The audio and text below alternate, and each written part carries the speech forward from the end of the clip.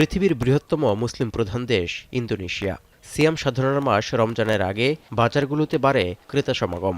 তবে এবার নেই চিরচেনা সেই ব্যস্ততা। প্রতি বছর এই সময়টা বাজার জমজমাট থাকার কথা থাকলেও সেখানেই এখন নেমে এসেছে স্থবিরতা। খেজুর, মাংস, মাছ, সবজি, ধর্মীয় পোশাক ও নামাজের উপকরণের দোকানগুলোতে ভিড় নেই বললেই চলে। এর জন্য মূল্যস্ফীতির চাপে সৃষ্ট অর্থনৈতিক চ্যালেঞ্জকেই দায়ী করছেন ব্যবসায়ীরা। অন্যান্য বছরের তুলনায় বিক্রি অনেক কমেছে বলেও দাবি দোকানিদের। Kilo ya lebih gitu. Sekarang paling juga 50 kilo gitu. Jauh nggak adanya gitu. Akibat itu daya beli masyarakat yang melemah gitu ya. মূল্যস্ফীতি ছাড়াও রমজান মাসে সরকারের বিনামূল্যে খাবার বিতরণ কর্মসূচির কারণে বাজারে এবার মন্দা প্রভাব প্রকট হচ্ছে বলে অভিযোগ তুলেছেন জাকার্তার এক মুরগির মাংস বিক্রেতা। MBG nggak perlu karena MBG ayam jadi kosong, telur kosong, ayam mahal, jadi korbannya satu Indonesia. Satu Indonesia korbannya itu.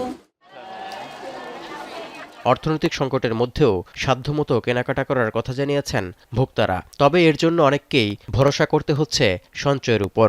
Dari dulu kayaknya menurut saya bukan tradisi, cuman kalau habis lebaran itu kalau kita nggak ada baju baru itu kayak nggak merasakan lebaran itu.